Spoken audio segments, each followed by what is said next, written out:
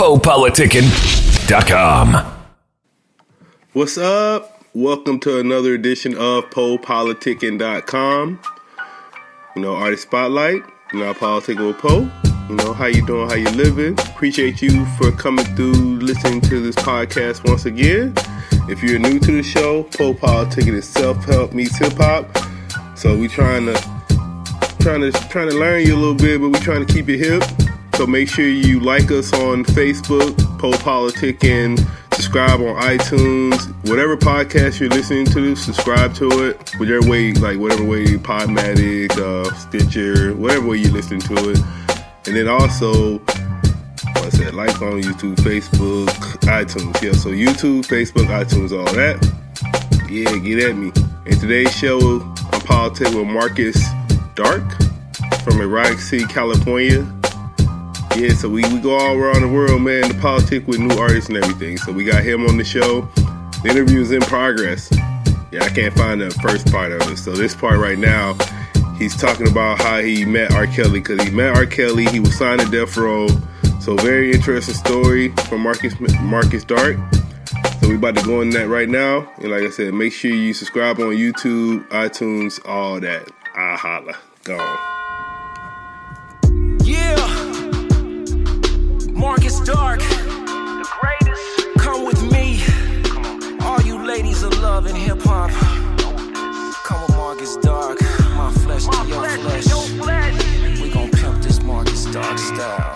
You know how I do. You know what I do. You know what I do. You know what I do to you. Feel me? All of you. You know what I'm saying? Come on, let's get this in. Let's go. Come with me, I'll stimulate your mind. Do the freaky shit that you require and desire.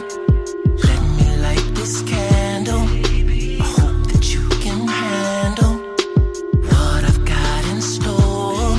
You've never seen before. So come with me. Ooh, baby, just come with me.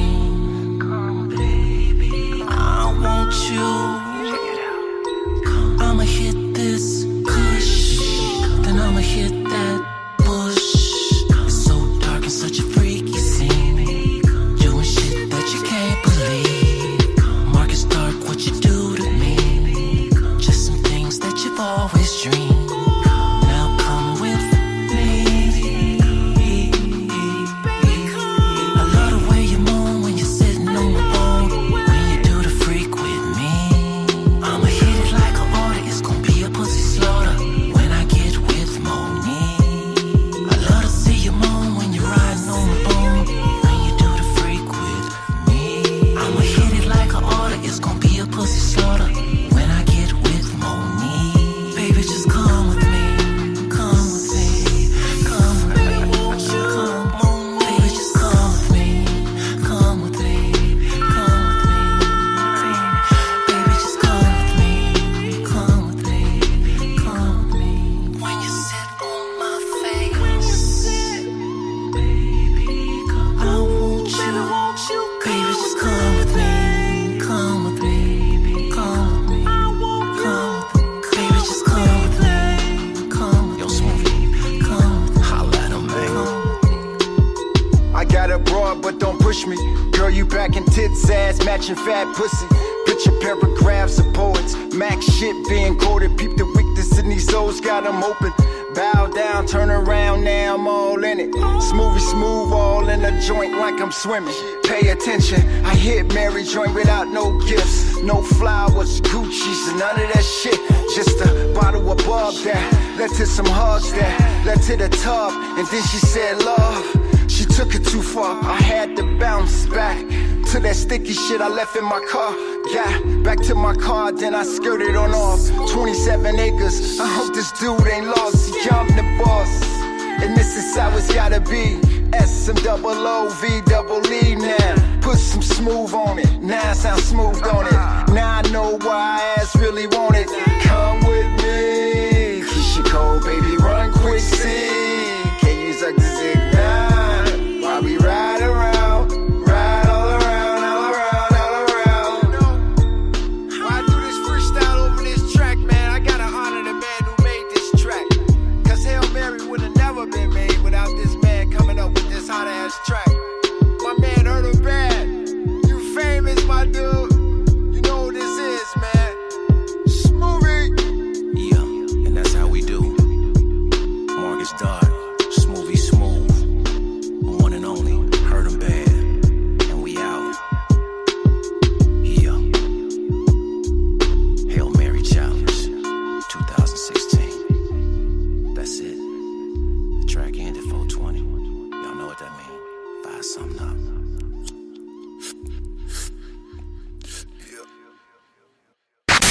PoPolitickin.com.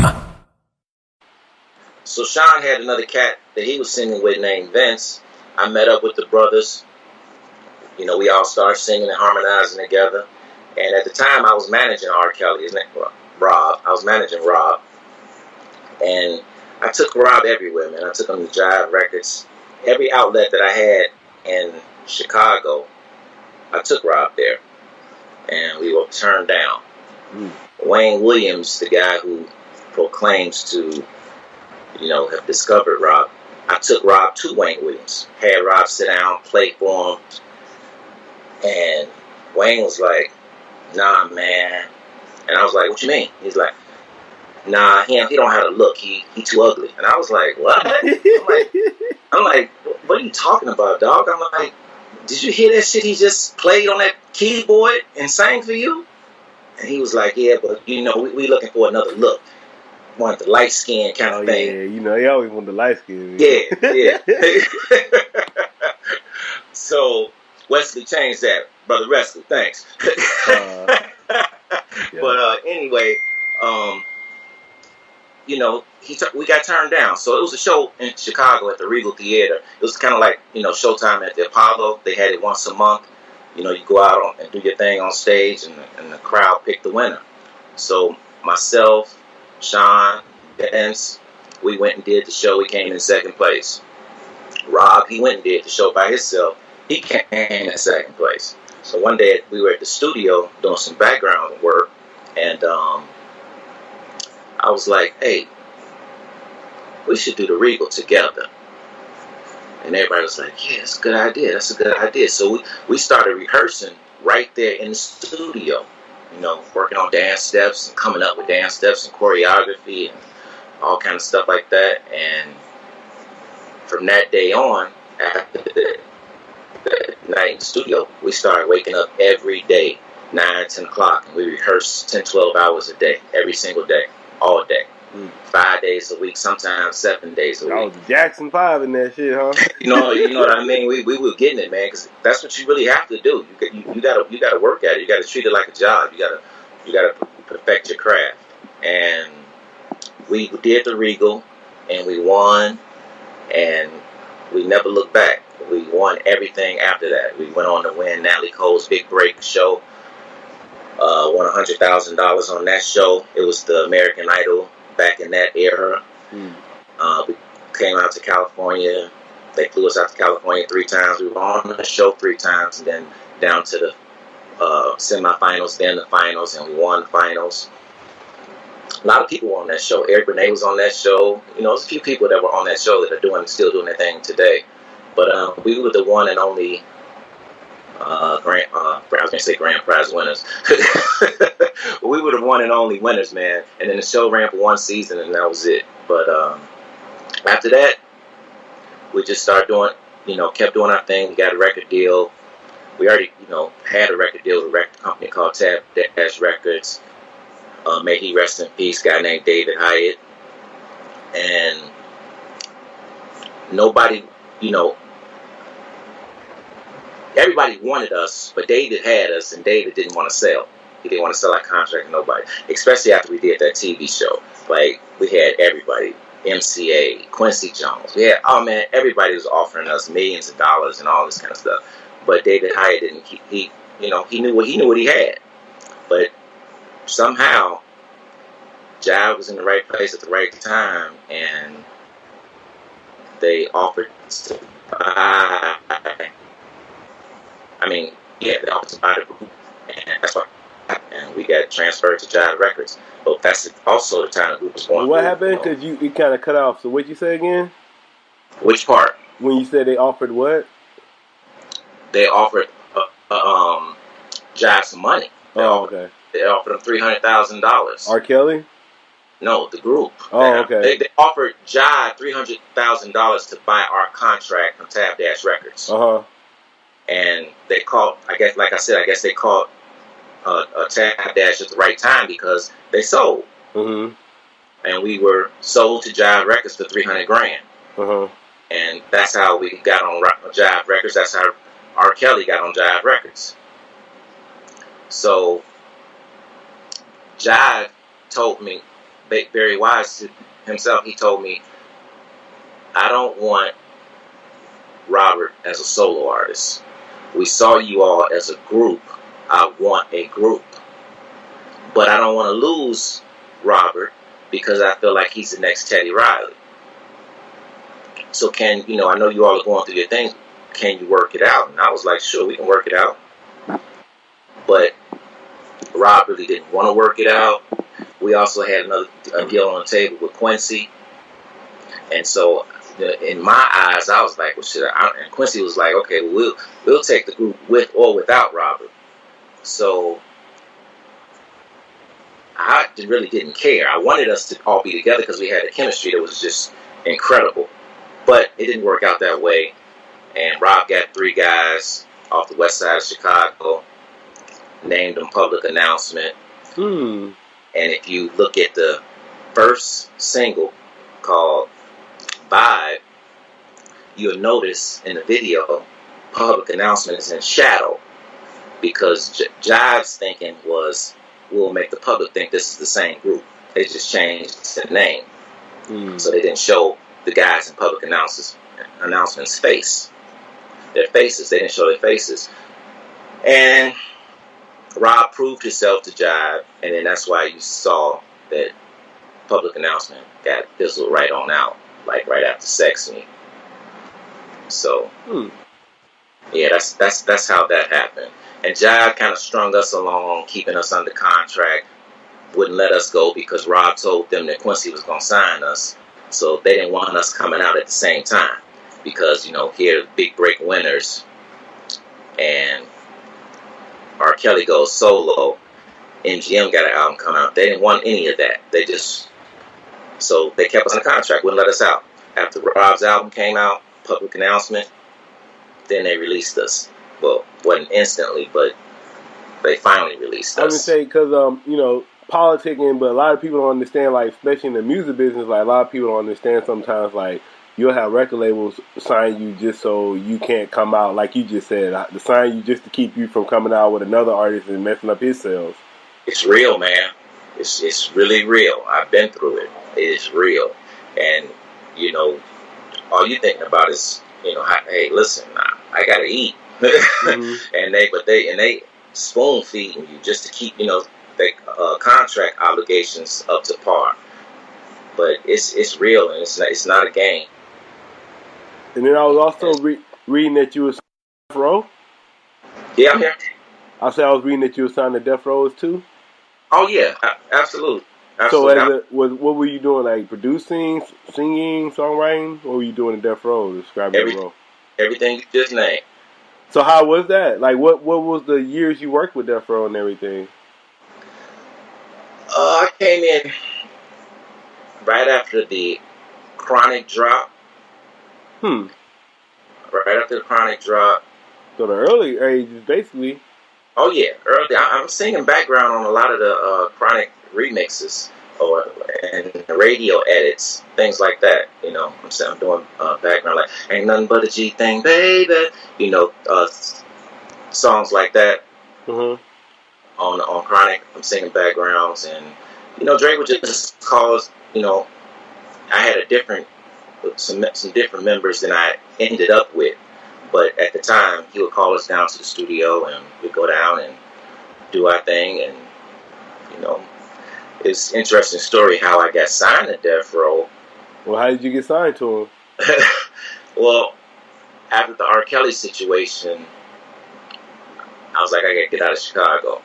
I gotta go back out to California. I gotta get out of Chicago. I gotta go back out to California, and I gotta, all these people that I had met, during the times that I was with R-Kelly and MGM. I gotta go make some connections and make some things happen. And so that's what I did. I came back out here. I drove out here with my Honda Accord, $60 in my pocket, man. Seriously, I had $60, and gas was real cheap, and I had a Honda Accord, so I made it. I ate Lay's potato chips. I never forget it. I ate Lay's potato chips so I wouldn't burn up my gas money. To make sure I made it all the way here. That's what I ate, and I got out here, and I slept in my car at studios. I knew all the hot studios where people would record. So I would post up and sleep in my car outside the studio. And one day I was sleeping. I woke up and I was in sleep outside of Larrabee North. And I saw a bunch of brothers going into Larrabee. And I'm like, oh man, there's got to be somebody. There's got to be somebody. So I started grabbing my tapes and videotape and my cassettes and all my stuff that I had done, videotape us on the show, Big Break, some cassettes of some things I had produced. I grabbed all that stuff, threw it in my bag, jumped out the car, and I waited till the last guy from the entourage walked in the studio. I ran across the street and I waited till the last guy walked in, and then I walked in right behind him. And I did that because so they think I was part of the entourage. Right. As soon as I've been in Larrabee before, so I know as soon as you walk in the door, there's a reception lady right there. So I just walked in, walked right past her, and they were going up the steps. So I started walking up the steps. There was a bunch of big Somalian cats. It was a bunch of dudes, man. They were huge. And Dre was like in the middle. So I'm walking up the steps, and I don't know why, man, but Dre just stopped in the middle of his tracks while he was walking up the steps and turned around and looked down the steps and looked dead at me. And he was like, who are you? And I was like, damn. I was like, damn. So I just told the truth, man. I was like, man, Dre, I'm be straight up with you. I snuck in here. I saw you coming in. I snuck in. And I'm a writer. I'm a producer. I'm a singer. I got my material right here. And I love to have a chance to sit down with you and show it to you because I'm really trying to do my thing. And he just paused for a second and looked at me and was like, I respect that. And he was like, man, come on up. Take a seat in the lounge. I got some business to take care of, and there's some food up there. And, when I finish, I'll come holler at you. And like I said, I was sleeping in my car, so, man, I went in there and pigged out. I went in there and pigged out, man. And he was true to his word, man. He came and hollered at me, and we talked. I showed him the video, and we were on Big Break. I let him hear some stuff that I had produced, and he was like, man, I'm going to help you out. And next minute, I went from that to staying in Malibu on the beach. So what made you do that? What made you take that trip to California and sneak in to talk to Dr. Dre and all that? What inspired you to do that? Because you're not going to get nothing sitting at home. I mean, you got to get out and go get it. You got to get out and you got to go get it. It's not going to come, just like that. I forget what comedian said it, but it's not. They gonna knock on the door. Who is it? Job. That's not gonna happen. So, and I was so determined, man. I was so determined to achieve greatness, and still to this day, I think the day you stop being determined to achieve greatness, that's the day you die. Even if you're still living, breathing. And I said, we see some plaques in the background, man. So can you talk about those? Oh, man. Yeah, those. I got it's from Above the Rim. Murder Was the Case. I got a song on Above the Rim called Blowed Away. Actually used to be the Smokers' anthem back in the day. If you smell any smoke, it's just me and my homies getting blown away. And then on Murder Was the Case, I actually wrote and produced, along with my boy Tyrone Hurtenbad. It's a song on there called Horny. And it's funny because we had a smoker's anthem and then we had a stripper's anthem. Because you couldn't go in a strip club and not hear Horny. Like, all the girls were dancing to it. I think I'm getting kind of horny and I like it, babe. All the girls were dancing to Horny. And that was really when I got a chance to do my own production. When I did the Above the Rim thing, we did that. I didn't produce that. Devontae Swing and Timbaland produced that. So Horny was like, that was my freedom to be me. So that's why it came out Horny. you know, because I'd always had this vision to do this sex music. Uh-huh. So when I got, you know, Suge gave me, and Suge wasn't, everybody else was afraid to put my music out, but Suge wasn't afraid. So I was like, man, I'm going in. And that album, man, that we did, the name of the group was Be Brazil, for everybody who doesn't know. What was the name? Be Brazil. Oh, Be Brazil? Okay. Be Brazil. So, you know, Suge gave me free reign to do my thing, and that's what I did. And that album was incredible. It's just a shame that the world never got a chance to hear it. So what happened with the music? Well, man, I would love the answer to that question, brother. I'm not going to even lie to you. I would love the answer to that question. You know, I hear all kind of stories that, you know, after Pac died and Suge was going through his thing, that he took all the masters and flew them to Hawaii and put them in storage. And then I hear, you know, the FBI confiscated all the masters. I've heard so many different stories that I don't know what's true and I don't know what to believe, but I do know what is true, that I don't have my album, and I have no clue to where it is. I do know that. I said, so was you scared of Suge, or did you have heart? I wasn't scared of Suge.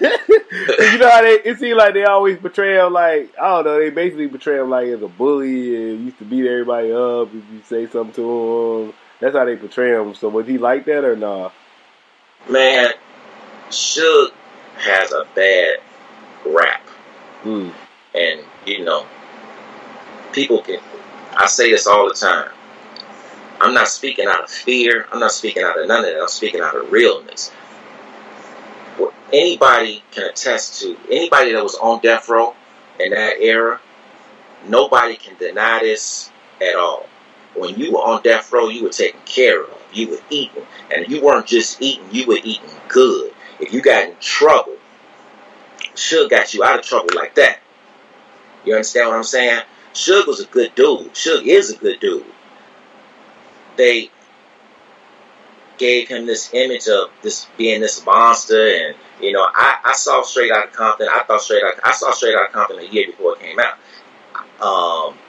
and I think it was a great movie, an excellent movie. I think it was excellent entertainment. Do I think it depicted Suge as the person he is? Absolutely not. Do I think it, you know, made Drake who he was? I don't think so either. Because Drake is, you know, Dre's got a great heart. If it weren't for Dre, these plaques, or Suge, these plaques wouldn't be on my wall. You understand? But Dre just wasn't how they built, you know, his character was. That's why they always call that shit, they call it history. Exactly. Exactly. Hey, but I got one question for you then. So who killed Tupac then? Man, I don't know, dog. I have no idea. But if you had to put money on it, who you think who would be your educated guess?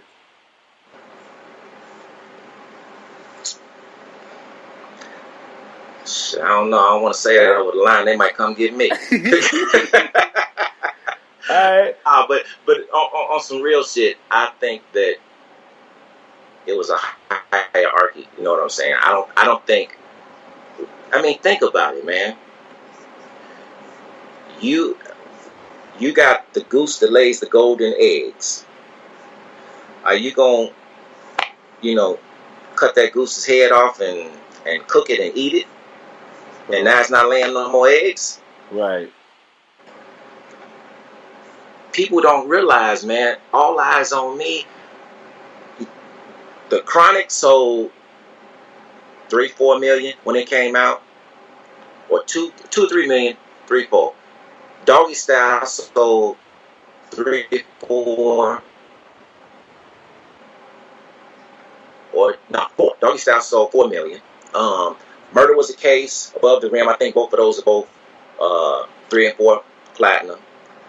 Then you have Pop come to the label.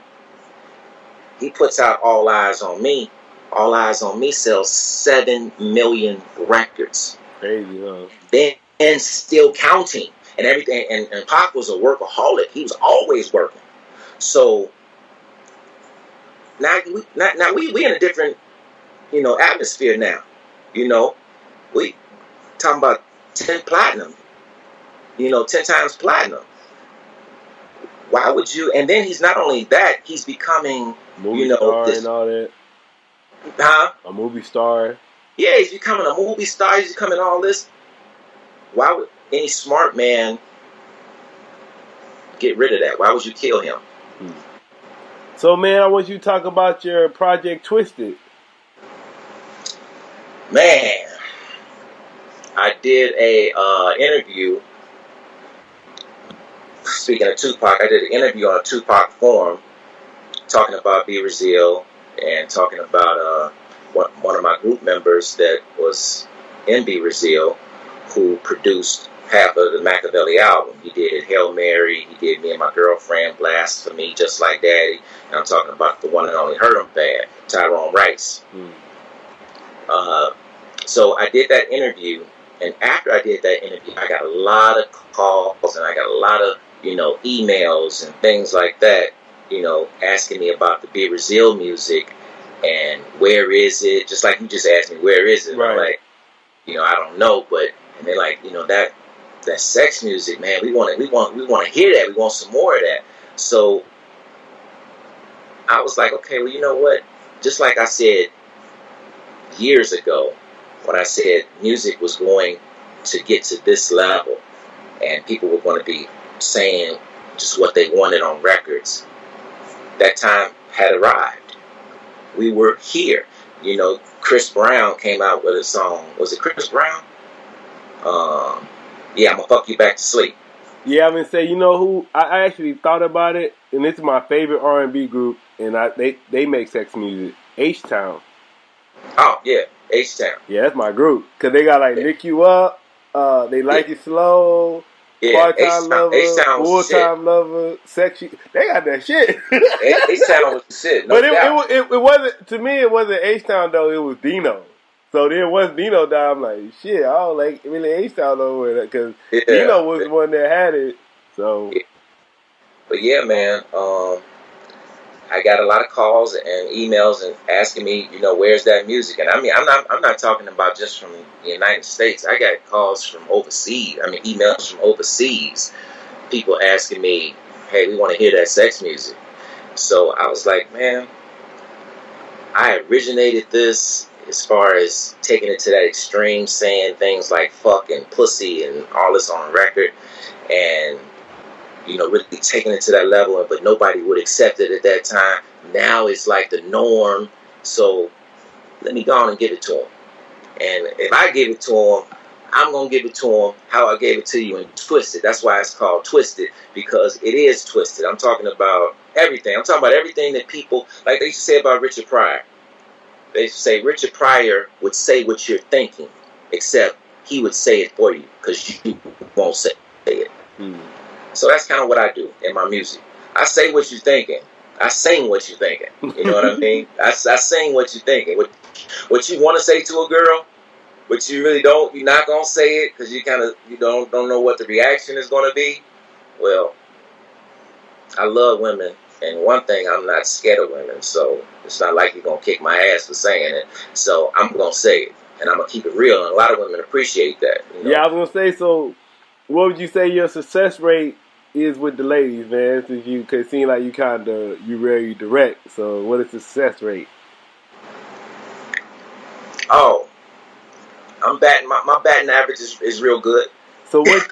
any guys that's listening to the interview, what tips would you give them for like stepping up to girls and all that? Listen, man. Get rid of the representative. That's what I would tell them. Now you're gonna say, what does that mean? Nah, I know what it means. Okay, all right, there you go. Yeah. Get rid of the representative. When you meet a girl and you bring out that representative of who you are, fire that person. Give them their walking papers and be you, be yourself from Jump Street, because you and ladies too. Get rid of your representative, because when you meet somebody and they got their representative out portraying who you think this other person wants you to be, Well, that's what they believe. And then after you get comfortable, because you got the person, then you get rid of the representative, and then the real person comes out. Then the first thing the other person says is, "Oh, they changed." No, they didn't change. The real person came out. Mm-hmm. So from Jump Street, get rid of the representative and be yourself from the beginning. If all you want to do is have sex, say, "Look, I'm feeling you, and I really want some of that because it's looking good to me." And I'm not making, these are things that I say, you know. These are things that I say to women. That shit work too, huh? Man, look, man, you got to get 100 no's before you can get one yes. And I don't mind no. Shit. And I don't mind no, and I love yes. So that it does not bother me. But you'd be surprised at how few no's you get. I would say, but you gotta talk about the So Goals challenge you did too. That was crazy. I was watching it today. What you want to talk about? First, man? I want to talk about that girl in the background. Who is that? Oh man, she's just, you know, somebody that came through for me. You should have had her turn around though. Shit. Well, see, she didn't turn around because I was actually, when I was thinking about how I was gonna put the video together, and I was like, I'm not getting ready to put no big production into this. This is just, you know, a challenge. Right. So, but I was trying to be creative. I wanted the fellas to have something to look at. I'm a guy, so I'm a man, so I think like a man. So I'm always thinking, what would I want to see? You know, I know this guy is singing to the ladies, and what he's talking about is for the women, but I don't want to see him. Yeah, you got it right. That was smooth. You know what I'm saying? I don't want to see him. Guys ain't checking for me, and I don't want you to be checking for me. You know what I mean? Right. So, I was like, oh, okay. Well, Monica in her challenge had Missy did. She had Missy in the background, and Missy never turned around. She had a baseball cap on. She was dancing, and she never turned around. So my boy Credaire Joseph, who, you know, he's a filmmaker, my boy Credaire, he was sitting, he was like, well, man, why don't we do that same thing? Just have her naked for the fellas. And I was like, right, for the fellas. We got to have it for the fellas. I always got to have something in there for the fellas. So, you know, I made a few phone calls, man, and got somebody to come through. Hit her back page, didn't it? No, I know about Backpage, but I didn't go to Backpage. But I ain't gonna front. I know about Backpage. I'm gonna keep it real with you. You can like salute the Backpage. Yeah. So, what are some of your interests and hobbies outside of making music? Women, beach, and I ain't talking about walks on the beach, man. I didn't mean to sound cliche with that. I really absolutely love the beach. Like, I go to the beach, I pray at the beach. That's my church, because I really feel like when you're standing at the beach, you're really on the edge of the world, because out there is really a whole another world. You know, it really is. It's a whole nother world. I mean, the earth is 70% water. You know what I'm saying? It could swallow us up anytime. So it's a whole nother world out there, man. And, you know, I don't know, maybe that's just the artist in me or whatever, but I love looking out there at the water. I write a lot of my songs like that, looking out there and just, you know, thinking. So. What's your favorite beach you went to? What's my favorite what? Beach. Malibu. Malibu.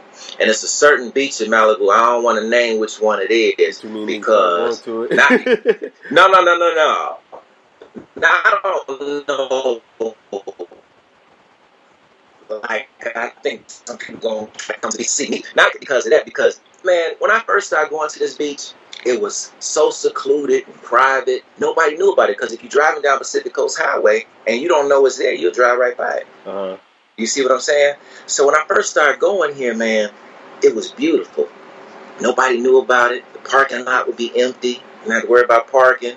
And get to the beach, people would be out there nude. Women would be out there, you know, sunbathing nude, because not a lot of people knew about it. And then all of a sudden, man, everybody started going to this beach. So I'm not trying to populate it anymore Right. than it is. But it's out past Zuma, man. It's out past Zuma Beach in Malibu, and it's a really nice spot, man. And that's where I go.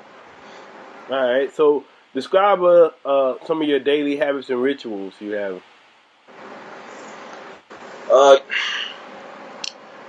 I get up, I work out.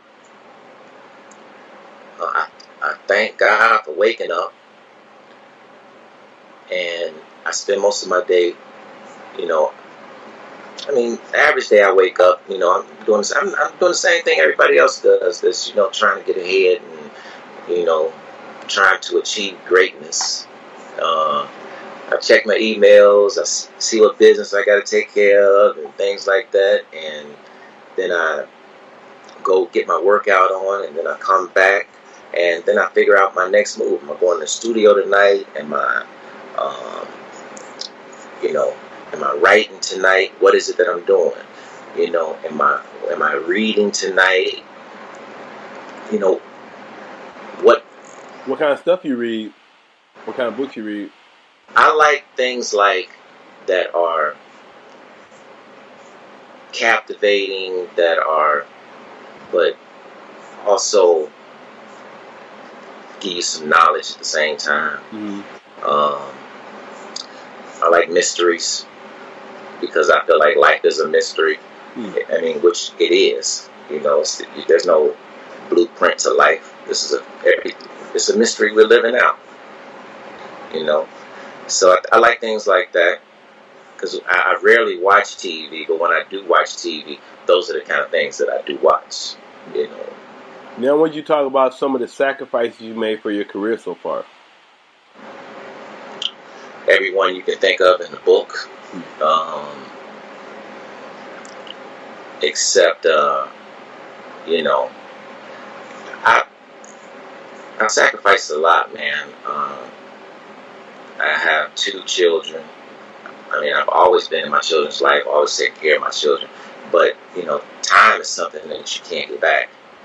And, I'm going to keep it 100. There's been a lot of times that I have, I gotta get this song done. I'm in the studio. I can't do this. I didn't do that. But, I raised my son from when he was in 7th grade to an adult.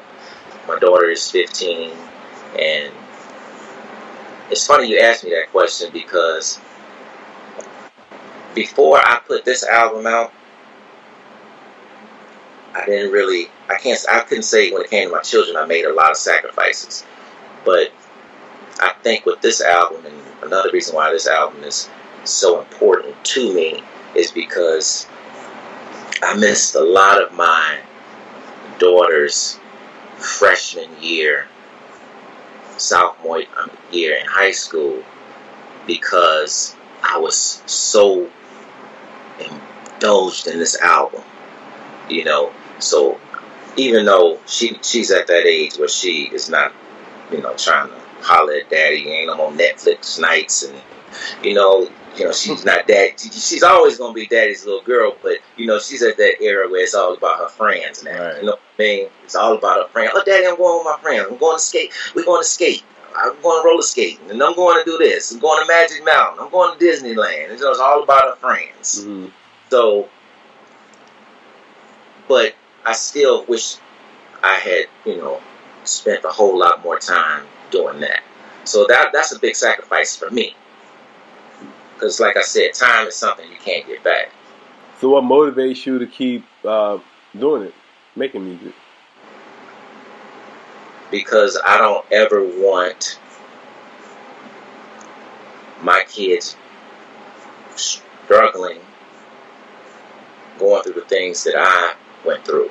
My son is also in the music industry. He's getting ready to graduate from LA Film School with a degree in audio engineering.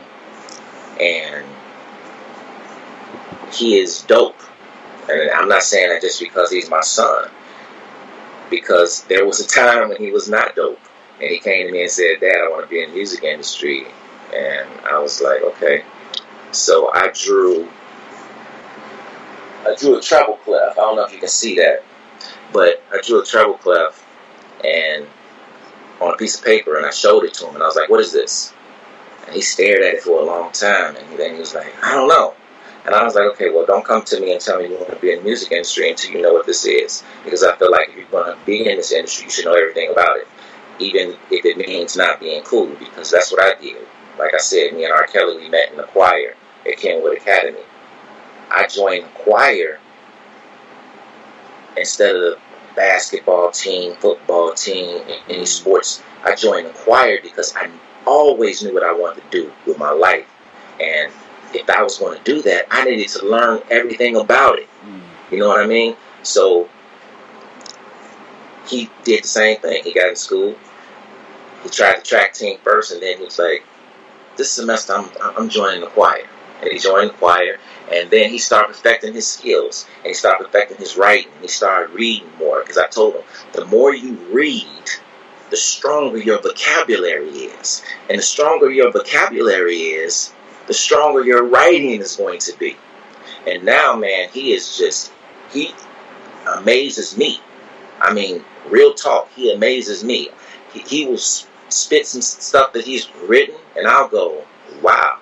I mean, if you don't believe me, man, check him out, man. It's just go to YouTube and go under Junior. Joonya. Junior. Say it again. Joonya. Junior. That's my son. He got, let's check out Fly Fresh. Check out, his him and my nephew's Track Boss, who's a producer and rapper. They got a mixtape called Smoke Session. Check that out. I mean, he really perfected his craft, and now it's just, and that was back then. That was like 2010 or He on it now, huh? Yeah, he's a beast now. He's a real beast. But to get back to your question, I work so hard, and I dedicate so much of my time to succeeding and putting some more plaques on my wall, because I don't want him to have to struggle like I struggle. I don't want my daughter to want for anything. I don't want her to want for anything from a man. None of that, because I'm that man that's going to give her that. Just like Chris Rock said, it is our job to keep our daughters off the pole. So what advice would you give to aspiring artists might want to get in this industry? The same advice I gave to my son. Learn what you want to do. Learn your craft. Don't just, your boy say, man, I got Logic up and it's dope loops and some dope beats, or I got a beat off the internet and I got a beat off the internet and it's dope. Come through. I'm gonna record you. And that's what happens. And they record and they put a song out, and a lot of sometimes song hits. That they got a hit out, but they didn't do no work. Yeah, and then when it's time to perform, they don't know what to do. Just grab a mic and get on stage, and don't have a clue that when you get on stage, the anxiety of the crowd, especially if you got a crowd, I don't care if you have a crowd of 1 or 50,000, and I've had both. The crowd is going to take 50% of your energy away. Wow. Because you are really, man, you ever seen Michael Jackson step on stage? And before he starts his show, he just stands there for like 10 minutes. Yeah. You know what I mean? He's like stands there for 10 minutes because he is absorbing all that energy that's in that building, in that stadium, whatever it is. He's bringing all that in. You know what I'm saying? Superhero shit, huh? Huh? I said he on some superhero shit, ain't he? But he on some superhero shit, but he also on some real shit. Yeah. So with that being said, getting back to my point, you get out there, beat starts, crowd's feeling you, they're going crazy. Well, now half your energy is gone. So what do you see? You see a lot of these cats on stage and they out of breath. Yeah. They out of breath because they're not working with. You need a full, at least a good 70%. You know what I mean? You need to be at 100, but like I said, the crowd gonna take some of that percent, a lot of that percentage away. And they already probably drunk and high too. Exactly. You know, but if you are going over your routine for 10 hours a day, every single day, just constant, same thing, and you know, I've gone through this before. Man, I'm tired. We're doing the same thing. We got it. I got it.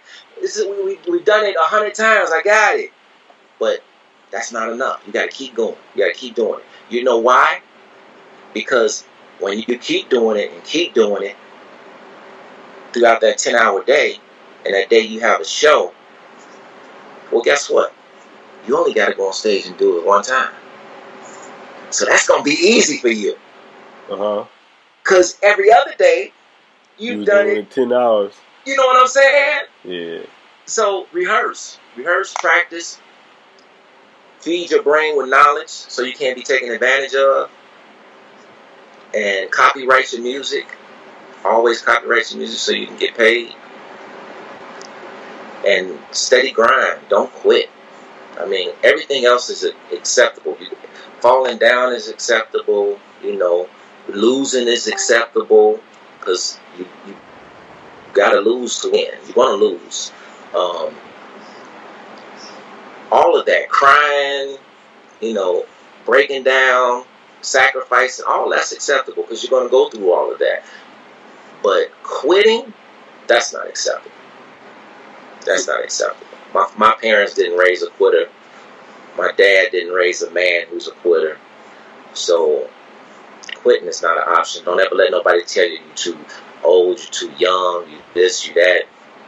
You can do whatever you want. Just, man, do some research. Start doing research. Find out how old, what's his name, Ed Kroc, the guy who started McDonald's. Yeah. Find out how old he was when he started McDonald's. I know the answer, but I'm not going to say it because I want people to do their research. Find out how old he was when he started McDonald's, and now they got McDonald's in Russia, China. So what would you like to say to all your fans and supporters so far? They've been supporting you so far. What would I like to say to them? Thank you, and I love you. Real talk. I mean, that's just real talk. I mean, people that get where I'm going and get what I mean. I'll use the phrase, it ain't nothing but some real shit, man. It just ain't nothing but some real shit. You know, I always use that. I kind of say it in a joking manner, but I really mean that because it's just some real shit. My album, it's just some real shit. Okay, so what's the realest thing like one of your fans did for you? Huh? I'm sorry? Like the realest moment you had with one of your fans, like the realest thing that happened with one of your fans. In what respect? Like, what do you mean? When you say, I mean, I don't know, like you know how some people be like, oh, they got like a tattoo on me. Like, you know how some fans get tattoos and shit, or like they come meet you from another country, or just. I've had both. Oh, okay. I've had both actually, and that's keeping it 100. Those two things you just named, I've had both of those things. So, who would you say your number one fan is? Oh man, I don't know.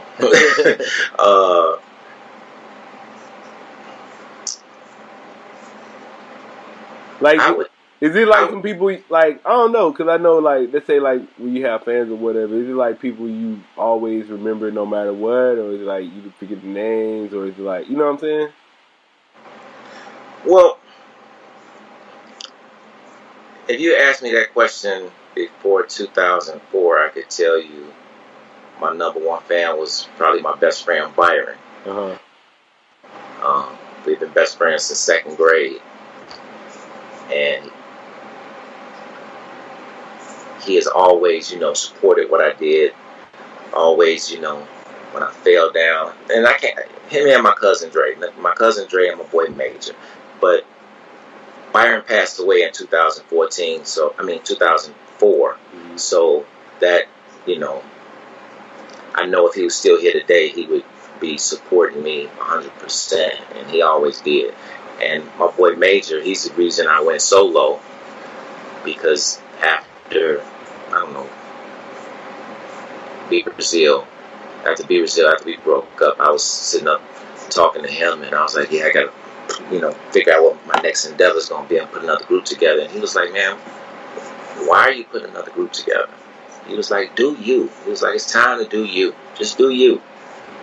And he's really the one who gave me that confidence to just, hey, go ahead and do me. All right, man. I want to say thank you for coming through politicking with me. Oh, man. Anytime, brother. Anytime. Yeah, appreciate it. Is there anything we didn't cover you'd like to talk about? I don't think so. I mean, if you, like I said, I don't like to do a whole lot of talking about myself. You know what I mean? Because it comes off the wrong way. I could sit here and tell you, all the people I've worked with, from the Jamie Foxxes to the Dallas Austins to the Teddy Rileys. Didn't I say I just like talking about myself? I'm doing it right. Sometimes you got to, man. You remember like Dion, Muhammad Ali, shit, Ric Flair, Rock, shit. That shit sells, shit. You don't do it, nobody gonna do it sometimes. You know what I'm saying? But man, yeah, man, I work with all those people, and I learn from all those people.